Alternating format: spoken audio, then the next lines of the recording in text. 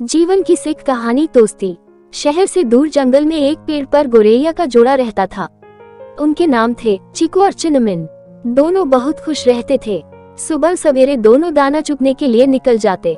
शाम होने पर अपने घोंसले में लौट जाते। कुछ समय बाद चिनमिन ने अंडे दिए। चीकू और चिनमिन की खुशी का ठिकाना नहीं रहा। दोनों ही बड़ी बेसब्री से अपने बच्चों के अंडों से बाहर निकलने का इंतजार करने लगे। अब चिनमिन अंडों को सेती थी और चीकू अकेला ही दाना चुनने के लिए जाता था। एक दिन एक हाथी धूप से बचने के लिए पेड़ के नीचे आ बैठा।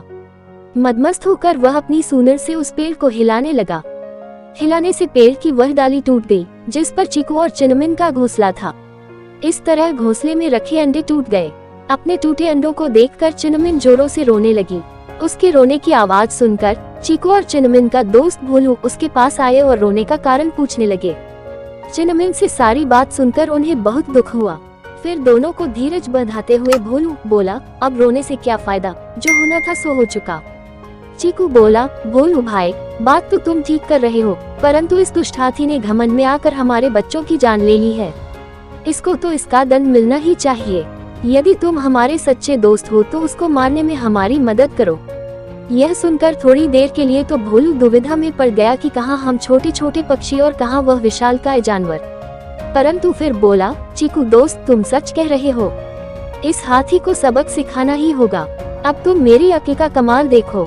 मैं अपनी दोस्त वीना मक्खी को बुला कर लाता हूँ। इस काम में वह हमारी मदद करेगी। और इतना कहकर वह चला गया। भोलू ने अपनी दोस्त वीना के पास पहुंचकर उसे सारी बात बता दी। फिर उसने उससे हाथी को मारने का उपाय पूछा।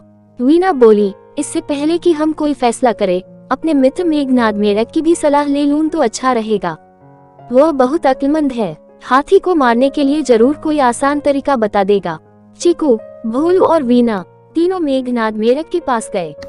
सारी बात सुनकर मेघनाद बोला, मेरे दिमाग में उसे मारने की एक बहुत ही आसान तरकीब आई है। वीना बहन, सबसे पहले दोपहर के समय तुम हाथी के पास जाकर मधुर स्वर में एक कान में गुंजन करना। उसे सुनकर वह आनंद से अपनी आंखें बंद कर लेगा। उसी समय भोलू अपनी तीखी चोंच से उसकी दोनों आंखें फोड़ देगा।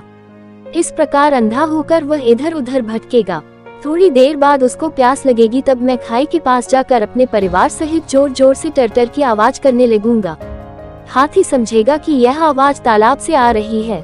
वह आवाज की तरफ बढ़ते बढ़ते खाई के पास आएगा और उसमें जा गिरेगा और खाई में पड़ा पड़ा ही मर जाएगा। सबको मेघनाद की सलाह बहुत पसंद आई। जैसा उसने कहा था, वीना और भोलू ने वैसा ही किया। इस तरह छोटे छोटे जीवों ने मिलकर अपनी अक्ल से हाथी जैसे बड़े जीव को मार गिराया और फिर से प्यार से रहने लगे।